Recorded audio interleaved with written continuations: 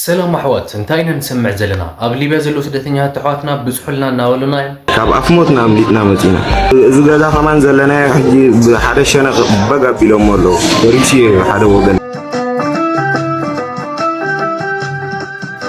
كم ودما تجري بمسيرة مصحف قدس زترجمت هاجريا نابلنا بمصحف قدس أستمر مسيرة تجري زترجمت هاجريا إذا بتشي كونا نحوات أبي أحمد كودق ناي ورحتات عدما بتشي يسترفلنا بلنا حد يرتراو حونا اجو قريبي اب خودكو اوارحي تليفون له ناي جيتا چوردا نسها خمدما ناي مغبي هيله ملسي እኔ ቢያንስ ንስሐ ገብቻለሁ ይሄንን ወጣት ያጨወረበርኩ መኖር የምችልበት ጊዜ አክትሟል የሚል እምነት አለ ለገሊ እኮ ብናይ በዓሉ ህልውና ይጻወት ሰራዊት ትግራይ ይጻወት ገሊ ሕጂ ኣብ ሓድሽ መድረኽ ኣቲና ኣለና ጸላይ ቀየርና ንጸላይና ወይ ተዓራቅና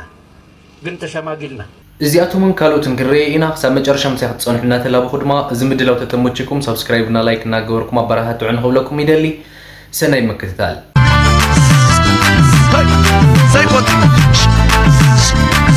أحوات محزي نابليبيا كوسدكم أو بستبقى سخوينات أو زلوا سدتنيات أحواتنا بسحلنا نابوليوم هيدا متي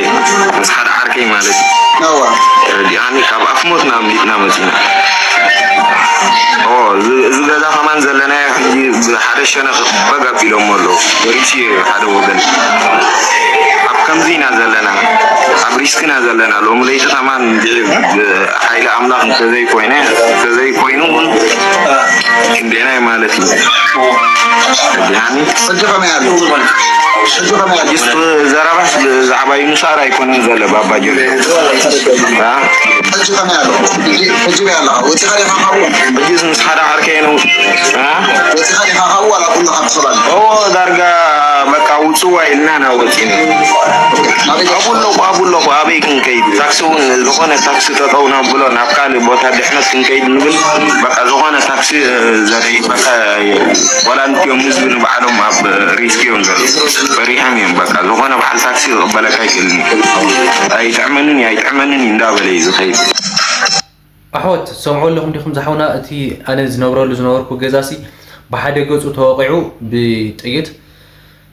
بخبيت مالتيو فريسو يزولنا زلو أموتهم أو زلو كلهم أحواتنا دما أبشجرها بسقايهم زلو أبلع لي شجرهم شجر توسيحهم حزخا بزخا في سقايهم زركومو كلنا دمت مخان أين رسع قبلكم دقيمة دقيمة اسكي نشي فيديوهات زوج الله نايت كوينات قاعد الله قال ملا مالتيو كاريكم اسكي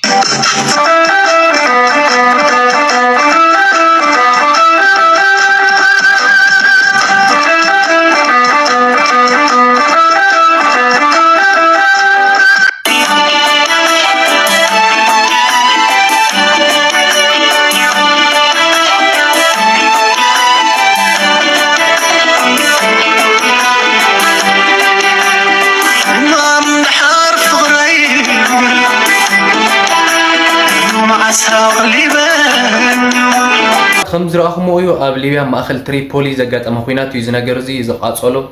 كالي تخسي خالي منام حزون قصيلي زلو تمو زلو حواتنا خابت عم بشجر يوم زلو بسقيم زلو كلنا بزخالنا ينحجزون كلكم يدل حوات اسك حزخا قداي تجرايز ملكت قداي جيتها ردا استزاروا خو بزح نجارات نسمع لنا موسكي ناوك حلفكم እኔ ቢያንስ ንስሐ ገብቻለሁ ይሄንን ወጣት ያጨወረበርኩ መኖር የምችልበት ጊዜ አክትሟል የሚል እምነት አለ ከመጀመሪያ ይሄም አስብ ነው በከዛ ፊት የዛ አመራር አካል ሆኜ ያጠፋቸው ጥፋቶች ኃላፊነት ለመውሰድ ዝግጁ ነኝ ይሄ አመራር ግን ጦርነት ውስጥ ገብተን የሁሉ ጣጣ ከተፈጠረ በኋላ በመቶ ሺዎች የሚቆጠር ሰው ካለቀ በኋላ የሰላም አጋጣሚ ተጠቅሞ በሰላሙ መስዋዕትነታችን የመጣ ነው ሰላማችንን ማስጠበቅ መቻል አለብን ሰላማችንን ለማስጠበቅ በየጊዜው መሞት የለብንም በህይወት ኖረን ህዝባችንን ማገልገል የምንችልበት ኢንቫይሮንመንት ተፈጥሯል ይሄን እንጠቀምበት ብለን በወሰንበት ሰዓትም ጭምር ስልጣኑና ጥቅሙን ብቻ የዘረፋ ኔትወርኩን ማስጠበቅ ብቻ ማዕከል ያደረገ አመራር አሁንም ሰላም ደፍርሶም ቢሆን ህዝብ ለአደጋ ጋልጭም ቢሆን ህልውና ያስቀጥላሉ ብሎ ሲፍጨረጨ በተግባር ይታያል። ይሄን አስተሳሰብ ይዘህ ነገ ተነገ ወዲያ መቀጠል አይቻልም ብቻ ሳይሆን አሁን የትግራይ ወጣት ደርሶበት ባለ የንቃት ደረጃ በፈለከው መልኩ ምክንያቱም ከእንደዚህ አይነት መከራ ሊያወጣህ ብቻ ሳይሆን ወደ ሌላ መከራ ሊያስገባህ የሚችል ሊደርሺፕ በምን ማጂክ በምን ተአምር ነው አመራሩ ላይ ይዘው ልትቀጥል ነው። ይሄንን ነገር ማስተካከል ባልቻልክበት ሁኔታ ህወሓትም አንድ አመት መቀጠል አይችልም። አሁን የኤርትራ ሰራዊት ወገናችን ነው ብሎ የሚፎክሩ ሰዎች ሰማለሁ እኔ እንዴ ቢያንስ ንስሐ ይገባ ጥፋቱን ይቀበል መጀመሪያ ከመከላከያ ኃይል ጋር መከላከያ ትግራይ ውስጥ እንዲሰፍር እኮ ተስማምተን መተናል በፕሪቶሪያ ስምምነት መሰረት ከፌደራል መንግስቱ ጋር ያሉ ጥፋቶች ለመመርመር እርምጃ ለመውሰድ ሬዲ ነን ለተጠያቂነት እናረጋግጠለን እኮ ፈርመናል። ስለዚህ በፈረምነው ልክ ተጠያቂነት አረጋግጠናል ነው መታየት ያለበት ጉዳይ ነው። ከተጠያቂነት ጋር ብቻ ሳይሆን ሲስተማቲክ በሆነ መንገድ ህዝብ እንደ ህዝብ እንዲንበረከክ ህዝብ እንደ ህዝብ እንዲጠፋ በተለይ ደግሞ ጾታዊ ጥቃትን እንደ ጦር መሳሪያ ከመጠቀም አንፃር የተደራጀ ስራ የሰራ ኃይል ወገኔ ነው ብዬ መንቀሳቀስ ምክንያት ይኖር አይችልም። ይሄንን በደንብ ግምት ውስጥ ማስገባት ተገቢ ነው። አሁንም እስከ መጨረሻው ሰዋለሁ ያለው መፎክር ጀነራል አሁንም ሌላ የግጭት ሌላ የትርምስ ድባብ እንዲፈጠር የጦርነት ሰለባ እንዳይሆን ተጨማሪ የትግራይ ህዝብ የትግራይ ወጣት ይሄን የወንጀል ኢንተርፕራይዝ ማፍረስ ላይ መረባረብ ይቻላል። የኛዎቹ ጉዶች ናቸው የሚገርሙኝ። የ210,000 ሰው ስንቅ ነው ከፍለው እንደ መንግስት ነው የመንግስት ሰራተኛ ደሞዝ አልተከፈለም ተብሎ ምንያው መከራካል የዚህ ሁሉ ሂደት የጥፋት አካል ነበር የመፍትሄው አካል መሆን እንታይ ይፈጠር ዘሎ ጌቾ በጣም ተሮግሮ ገቢሎ ዘሎ ዘረባ አብ አዲስ አበባ ኮይኑ ማለት እዩ አነ ግን ዝብል ነበር ዝሓቶ ነገር ክህልውና ኣብ ሰዓት ዝታይዱ ይመስልኩም ጌቾ እንዳሕር ዝኹሉ ነገር ዝፈልጥ ኮይኑ ዝኹሉ ነገር እናተፈጸመ ጸኒሑ እንተኮይኑ ሲ ንምንታይ ዚና ኣሎ ገዲፎ ወይ ከዓ ንዓናስ ዘይናገር ነይሩ ሽዑ ቢያንስ ወይ ከዓ ካብቲ ስልጣን ዝነበሮ ዘይመወፀ ነይሩ ንምንታይ ናይዞም እንድሕር ወንጀል እንድሕር ዝፍጸም ነይሩ ኮይና ኣብዚ ትግራይ ሲ ንምንታይ ዳ ኣስፈጻሚ ወንጀል ኮይኑ ነይሩ ማለት ኮይኑ ኣይሮኖ ዝኹሉ ነገር እናፈለጠ ምስኣቶም ዝጸንሕ ምስኣቶም ኮይኑ ስልጣን ሙኻ ዓብይ በዓል ስልጣን ዝነበረ ሰብ ምስኣቶም ጸኒሑ ሕዚ ተፈልዩ ከምዚ እዩ ነይሩ ከምዚ ንገብር ነርና ከምዚ ንገብር ነርና ናባልካ ንስሓ ምእታው ግን ሕዚ ድዩ ኣሕዋት ኣይገርም ወይ ከዓ ቀደም እንድሕር ሓቀላ ኮይና እንድሕር ተትኽክል በቲ እምነቱ እንድሕር ኮይኑ ሲ ሽዑ ዘይምነገረና መኹላትና ሰዕሪና ክንጸልኦም ገለመለ ብዙሕ ነገር መፍትሕታት እውን ክፍጠር ነይሩ ነብዚ ነገር እዚ እውን ተዚናቱ ነርና ዝኹሉ ነገር ንቀደም ከምዚ ኢልዎ ተዝኸውን ነይሩ ናብ ጦርነት ዘእትውና ይነበረና ንመገዛ ባዕሎምን ባዕሉን ናለፍለፍዮም ዝኹሉ ህዝቢ ትግራይ ናብ ሓዊ ጠጢቖሞ ማለት እዩ እስኪ ድሓን ምግበይ ሃይለ እውን ዝበሎ ነገር መልሲ ነገር ኣሎ እስኪ ንስማ ናይ ባዕሉ ህልውና ይፃወት ሰራዊት ትግራይ ይፃወት ግን ኣነ ሓደ ነገር ግልጽ ንኽነገረልኩም ዝተወደበ እዩ ስርሑ ዝፈልጥ እዩ ዝግምግም እዩ ዝተቋም እዚ ዘይምህላው ንህዝቢ ትግራይ ሓደጋ ኣብ ናይ ባዕሉ ብሄራዊ ህልውና ይገለገሉ ይፃወት ብዛዕባ ጀነራል ይፃወት ባህላዊ ጀነራል እንዳበለ ብዛዕባ ሰራዊት ይፃወት ተመሊሱ ናይ ባዕሉ ህልውና ይፃወት ዘሎ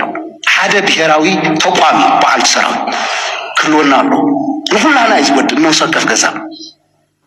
ግዚያው መንግስት ባዕልና ዘቋምና እዩ ዘለው ፀገማት ንፈትሕ እምበር ንዕብ ጠልጢልና ስርዓት ዘይብሉ ዓዲና ክንከውን ማለት እዩ ከምዚ እውን ክንእከበ ይንኽእል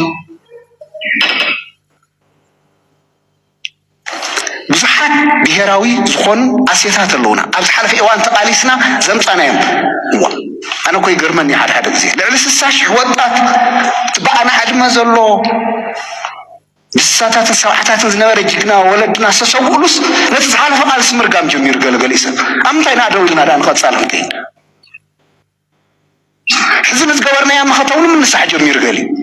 ሰብ ምንታይ ኮይኑ ዳደው ኢሉ ቀፃል ዋእታ ትግራይ እኮ ናይ ኩላና እያ ቋንቋና ባህልና ታሪክና መንነትን ሓሊና መስርዕ ዝተወሰነን ሓሊና ክንከይድ የኮነን እቲ ፖለቲካ ናይ ትግራይ ኣብዚ ደው ዝበለ ሰራዊት ኣሎ ፓርቲታት ኣሎ ዘሎ ጠንካራን ደካማ ጎን እንዳርአኻ መፍትሒ ጥራሕ ይዘድል እምበር ከም ህዝቢ ናብ ሓደጋ ዘውድቐና ነገር ክንገብር ዘለና ይመስለና ነዚ ህዝቢ እዚ ኣብ ክሊ ዕፅዋስ ኣብ ክሊ ክባስ ካሊእ ጭንቀት ትወስደሉ ሳተፍትን ኣብዛ ጭንቂ እዚኣ ዝህፍትን ክንቅርሺ ፅባሕ ይረኸበን እንተን ሃፍቲ ይረኸበን ሃፍቲ ነበር እየ እንተኢሉ ኣይነብር ናብ ትግራይ ነግረኩም ክንኣርየን ኢና ስለ ዝፍለጠ ክንኣርየን ኢና ከምኡ ኢሉ ዝሓስብ ፅባሕ ክእሪ ኩሉ መስዋዕትና ተኸፈለ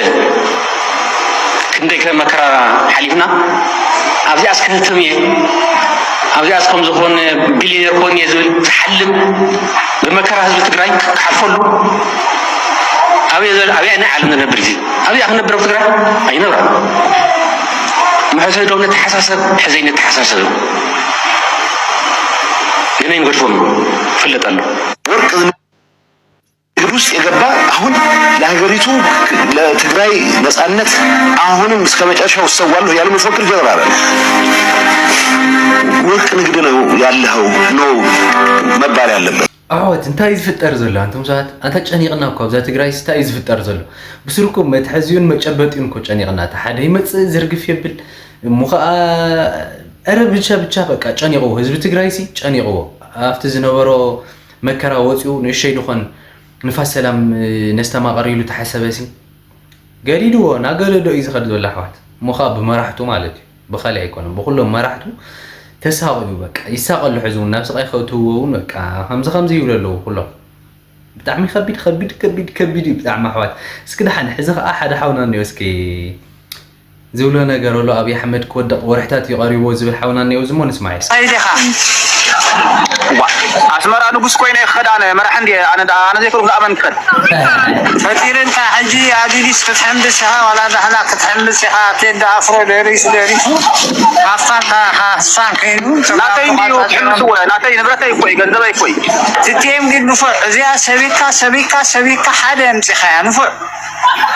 Thank you. نوع نفر تصحى سعر كيا صحى حلا في كان قالوا قوتو سيرها. سعر كيا خاريها جيتا تشوين في وانيرون تقرأ حج خامة ديسون خبدو أبدا شو أجين حج قريبي أبغى دكتور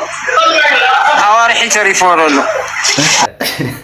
أوارحي قريبو زلوا لنا لو زحوناتات أي فتأرد نجيروا خول أو ميلا دخلنا حسب ويس بعلي تنقل قالي مالتيو خمين يزنا جرات أتنقل له ده هون ويس بعلو يسوس قالي نجيروا له إلا خنا حسب نحسوا كوتش أني قلنا لهم سبسرو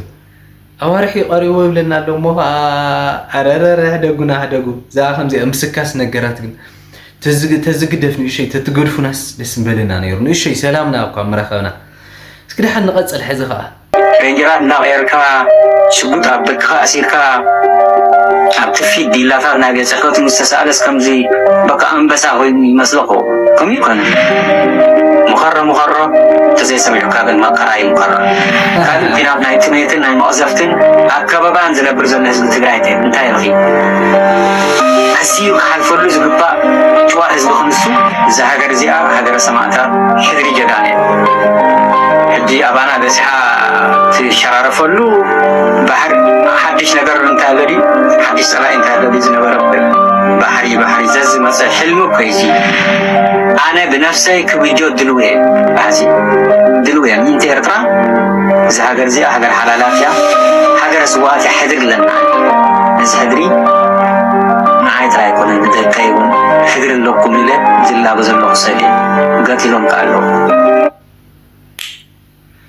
اسكي رأيتم سبات نرأس كان خمين إذن تمال مسترعين أيو ويانا قالوا ويانا خلا جاندا ماليت خلا ويانا خلا زي خلا سنة يلا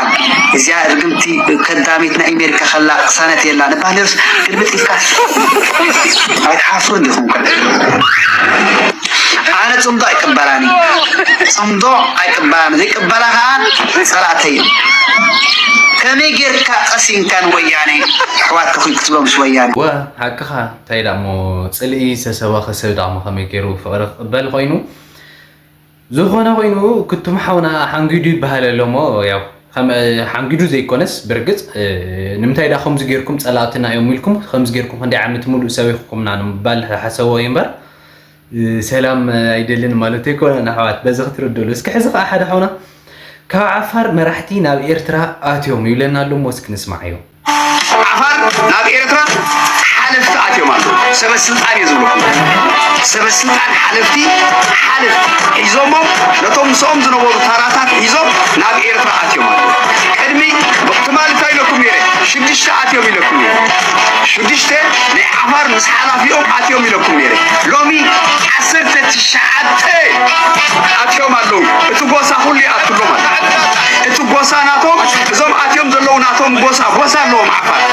ኢኹም ናቶም ቀቢላ ኣለዎም ናቶም ጎሳ ኣለዎም እቶም ናቶም ጎሳ ኩላቶም እንታይ ገብሩ ኣለዉ ደድሕሪ ትዝኣተወ ይኣትዉ ኣለዉ ማለት ደድሕሪ ትዝኣተወ የርክብዎ ኣለዉ ማለት ሕጂ እቲ ፖለቲካ ራእዩ ሓውና ከምዝና ቅድሚ ሕዚ ዳ ትስክሰና ከይትህሉ እምበር ሓደ ብርጌድ ሙሉእ ናብ ትግራይ ኣትዩ ኢልካ ነርካ ኢኻ ቅድሚ ዝኾነ ግዜ ሞ ሕዝስ ከመይ ጌርና ኢና ሞ ክነኣምነት ሓውና እምበር ፅቡቕ ድሓን ይኹን እስኪ እምበር ንእሽተይ ናይ ምእማን ፀገም ግን የጋጥመና ኣሎ እዩ እስኪ ድሓን ሕዚ ከዓ ሓደ ሓውና ፍልይ ዝበለ ሓሳብ ከኣምፁ እኒኦ እስኪ ንስማዕ እዩ እንታይ ፈላስፋ ድዩ ገለገለ ክትብሉ ኢኹም ድሓር ትግራይሲ ዝተረገመት እያ ይብለና ኣሎ ሞ ካብ ዓፉ ካብ አንደበቱ እስከ ንስማዕ እዩ በመጽሐፍ ቅዱስ አስተምሮ መሰረት ኢትዮጵያ ኢሉ ድማ ብፍላይ ትግራይ ዝተረገመት ሃገር እያ በመጽሐፍ ቅዱስ አስተምሮ መሰረት ኢትዮጵያ ኢሉ ድማ ትግራይ ዝተረገመት ሃገር እያ አይትደንግጹ ዝተረገመት ሃገር እያ ብናይ መጽሐፍ ቅዱስ አስተምሮ መሰረት በተጨባጭ ኢና ክነምጽኦ በተጨባጭ ብናይ መጽሐፍ ቅዱስ አስተምህሮ ብናይ ኦርቶዶክስ ተዋህዶ ክርስትና አስተምህሮ ትግራይ ዝተረገመት ሃገር እያ ባዕሉ መጽሐፍ እዩ ዝብለና ዘሎ ኣሕዋት ከም ዝብል መጽሐፍ ሪኦም ትፈልጡ ኣንቢብኩም ትፈልጡ ትግራይ ዝተረገመት እያ ዝብል ረታታታ ኣምታይ ኣንያዳ ኣነ ዘይፈልጥ ኳ ዘንብብ ኳ ክሳብ ሎሚ እዚ ብምንታይ ምክንያት ምዃኑ ሕዚ ክንትንትኖ ኢና ማለት ብምንታይ ምክንያት ምዃኑ ሕዚ ክንትንትኖ ኢና ሕዚ እዚ ክብል ከለኹ ካብ ቀደም ካብ ጥንቱ ካብ ኣክሱም ዘመን እውን ቀደም ኦሬት ተኸታሊ ናህለት እውን ከምኡ ካብ ቀደማ ርጉምቲ ነይራ ማለት ኣይኮንኩን ዝተረገመትሉ ዘመንን ግዜን ግን ኣሎ ትግራይ ብናይ መጽሐፍ ቅዱስ አስተምህሮ መሰረት ዝተረገመትሉ ጊዜን ዘመንን ግን ኣሎ ሕዝቢ እግዚአብሔር ትግራይ ዝተረገመት ሃገር እያ እዚ በተጨባጭ ሕዚ ክንትንትኖ ኢና ኣብ መጽሐፍ ቅዱስ እንታይ እዩ ዝብል መጽሐፈ መቃብያን ካልኣዋይ ማለት መጽሐፈ መቃብያን ካልኣዋይ ቁፅሪ 3 ተመልከትዎ መጽሐፈ መቃብያን ቁፅሪ 3 እንታይ እዩ ዝብል ምስለኩም ምዕራፍ 10 ንደቂ ያዕቆብ ኢሉ ድማ እስራኤል ማለት ያዕቆብ ማለት እስራኤል ማለት ያዕቆብ ነይሩ ስሙ ድሓር እግዚአብሔር ድሕሪ ደጊም ንስኻ እስራኤል ኢኻ ትበሃል ስምኻ ኢሉ ሽሙ ዝቐየሮ ያዕቆብ ማለት እንታይ ኢሉ ቃልኣት ኢሉ ንእስራኤል ዝረገመ ዝተረገመ ይኹን ንእስራኤል ዝመረቐ ድማ ዝተመረቐ ይኹን እዩ በቃ እዚ ናብ መጽሐፍ ቅዱስ ቃል ንእስራኤል ዝረገመ ዝተረገመ እዩ ኣብ መጽሐፍ ቅዱስ ዘሎ መጽሐፈ መቃብያን ንእስራኤል ዝረገመ ዝተረገመ ይኹን ንእስራኤል ዝመረቐ ድማ ዝተመረቐ ይኹን እዚ ኣብ መጽሐፍ ቅዱስ ተቐሚጥዎ እዩ ሕዚ ትግራይ በዛ ዝተምህሮ እዚ ትግራይ ኣብዚ መርገም እዚ ድያ ዘላ ወይስ ካብዚ መርገም እዚ ወፃኢ ድያ ዘላ ዝብል ክንምርምር ኢና ሕዚ ትግራይ ዝተረገመት ሃገር ምዃና 6700 ዓመት ብእግዚአብሔር ዝተረገመት ሃገር እያ ትግራይ ኣይትደንግፁ ምንም ለደንግፅ ነገር የብሉ ካብቱ ዘለካ ሽግር ዳኣ ንምውፃእ ዘለካ ፀገም ክትርእዩ ዝግበአካ እምበር ምድንጋፅ ኣይኮነን ምውዓይ ኣይኮነን ምንዳድ ኣይኮነን ዘድልዮ ሕዚ ንምንታይ እያ ዝተረገመት ኢልካያ ወልኒ በቲ ናይ መጽሐፍ ቅዱስ አስተምህሮ መሰረት ቤተክርስቲያን እንታይ ዝገብር ዘላ ኣብ ቤተ ክህነት ዓርቢ ናይ ባዕላ ጸሎት ኣለዋ ዓርቢ ብፍላይ ድማ ዓርቢ ስቕለት ብፍላይ ድማ ካብኡውን ዓርቢ እንታይ ጸሎት ኣለዋ ይሁዳ ንወለደ ውልዱ ዝተረገመ ይኹን ንወለደ ውልዱ ይደምሰስ ናበለት ትዘሪዕኩም ዘለኹ እዚ ይረእይዎ ይኹን ኣብ ቤተ ክርስቲያን ውሽጢ ቅዳሴ ማቆሚያ ሒዞም እዩ ዝብለኩም ኣብ ቤተ ክርስቲያን ኮይኑ ማቆሚያ ሒዞም ይሁዳ ዘርኡ ይሁዳ ዘርኡ ዝተረገመ ይኹን ዱክ ነበር ቤተ ክርስቲያን ማቆሚያ ሒዞም እናረጎም ዝውዕሉ ማለት እናረጎም እዮም ዝውዕሉ ዘሎ ዘሪዕኩም ዘለኹም ምስሊ ረእይዎ ይኹም ዓርቢ ኣብ ቤተ ክርስቲያን ውሽጢ ንነገደ እስራኤል ንይሁዳ እናተረገመሉ ዝውዕል መዓልቲ ማለት እዩ ኣብ ቤተክርስቲያን ናይ ኢትዮጵያ